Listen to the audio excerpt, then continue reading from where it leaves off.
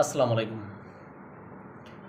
আজকে আমরা আলোচনা করব যুক্তরাষ্ট্রের সমর্থিত যুক্তরাষ্ট্রের নিয়ন্ত্রিত যে ন্যাটো আছে, ওই ন্যাটোর সম্মেলন অনুষ্ঠিত হয়েছে আজকে 25শে জুন নেদারল্যান্ডের রাজধানী হেগে বা নেদারল্যান্ডের হেগ শহরে।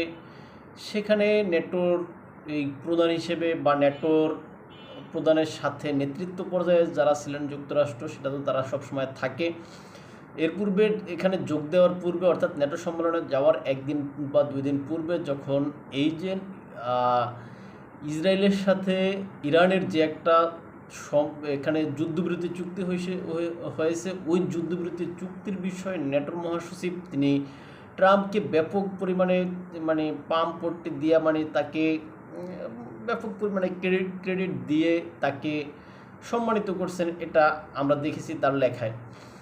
এখন সেই সম্মেলনে, সেই ন্যাটোর মহাসচিবের সেই সম্মেলনে মার্কিন প্রেসিডেন্ট ডোনাল্ড ট্রাম্প যোগ দিয়েছেন। সেখানে তিনি একটা বিষয় সেখানে নতুনভাবে উল্লেখ করেছেন, বা ন্যাটোর এই যে একটা বিষয় উল্লেখ করছেন নতুন করে একটা, সেই বিষয়টাতে যে তারা এখানে প্রত্যেকটা দেশের যে বাজেট থাকে, ওই বাজেটের তারা 5% এই ন্যাটোর জন্য তারা ব্যয় করবে, বা ন্যাটোর এই অস্ত্রশস্ত্র ক্রয় করার জন্য ব্যয় করবে আর কি। নিজ দেশের প্রতিরক্ষা খাতে তারা ব্যয় করবে বা সামরিক খাতে ব্যয় করবে। এখন নিজ দেশের সামরিক খাতে এই যে 5% এক একটা দেশ ব্যবহার করবে, এটা মনে হয় যেন খুবই হাস্যকরের মতো বিষয় হয়। কেননা আপনারা জানেন ইতিপূর্বে ন্যাটোর এই বাজেটের পরিমাণ ছিল, অর্থাৎ প্রতিটা দেশ তার মূল বাজেটের 2% এখানে ব্যয় করত তাদের সামরিক খাতে। সেই 2% ব্যয় করতে অনেক দেশ পারতো না, অনেক দেশ চাইতো না, বা অনেক দেশ করতো না। এখন এই যে বর্তমানে যে 5%-এর কথা বলা হচ্ছে, এই 5% আসলে সো মাচ। সুতরাং এই যে 5% তারা নির্ধারণ করছে কেন, তারা মনে করতেছে, অর্থাৎ ন্যাটো জোট মনে করতেছে যে এই যে রাশিয়া তাদের মূল আপনার শত্রু। এখন এই মূল শত্রু রাশিয়াকে কেন্দ্র করে বা রাশিয়াকে ঠেকানোর জন্য তারা এই যে তাদের সামরিক বাজেট বৃদ্ধি করতেছে। এখন এই যে সামরিক বাজেট তারা বৃদ্ধি করতেছে, মূল উদ্দেশ্য রাশিয়া। এখন এই যে রাশিয়াকে যারা শত্রু মনে করে না, বা যারা মনে করে না যে এই যে এত পরিমাণ অর্থ তারা এখানে ব্যয় করবে, এরকম কিছু রাষ্ট্র আছে, তারা অনীহা প্রকাশ করে। এখন যুক্তরাষ্ট্র সবসময় চায় যে এখানে সবগুলো রাষ্ট্র বেশি পরিমাণে ব্যয় করুক।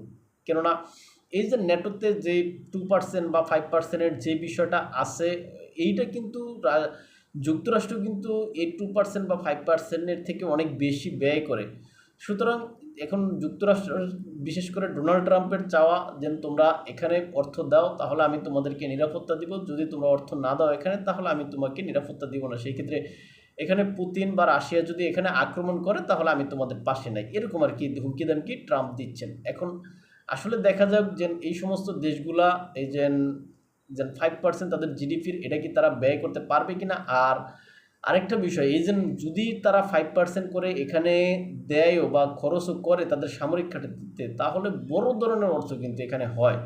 সুতরাং এত পরিমাণ অর্থ রাশিয়াকে ব্যয় করার জন্য এটা লাগে না। তারপরেও কেন তারা এটা নিচ্ছে বা চাচ্ছে এত পরিমাণ অর্থ। এখন আসলে যুক্তরাষ্ট্রের অর্থ দরকার, তাই যুক্তরাষ্ট্র এই সমস্ত দেশগুলোকে সামরিক খাতে ব্যয় করতে বলে মূলত নিজের অর্থনীতিকে চাঙ্গা করতে চাইছে।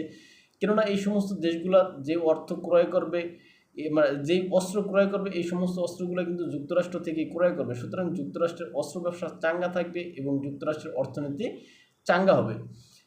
এখন এই যে দেশগুলো আসলে কি সেটা করবে কিনা। আর আপনারা জানেন যে ন্যাটোর যেই সমস্ত সৈন্যগুলো, ন্যাটোর সদস্যভুক্ত দেশগুলোর সৈন্যগুলোকে কিন্তু যুক্তরাষ্ট্র প্রশিক্ষণ দেয়। আর এই প্রশিক্ষণগুলো কিন্তু শুধু মাগনা দেয় না, এই সমস্ত প্রশিক্ষণগুলো দেওয়ার জন্য যুক্তরাষ্ট্র কিন্তু এই ন্যাটোর থেকে বা ন্যাটো জোট থেকে বা ন্যাটোর যেই কেন্দ্র আছে সেখান থেকে কিন্তু একটা অর্থ নেয়। সুতরাং ঘুরে ফিরা এই যে 5% যে এই সমস্ত দেশগুলো ব্যয় করবে এই যে তাদের সামরিক খাতে, এই টাকাটা কিন্তু যেমনি হোক ঘুরে ফিরে কিন্তু যুক্তরাষ্ট্রের হাতে যাচ্ছে। সুতরাং এটা যুক্তরাষ্ট্রের অর্থনীতিকে চাঙ্গা করার নতুন একটা মাধ্যম হতে পারে বলে আমি মনে করি। তাই ভালো থাকবেন সবাই, দেখো অন্য কোনো ভিডিওতে অন্য কোনো বিষয়ে। আসসালামু আলাইকুম।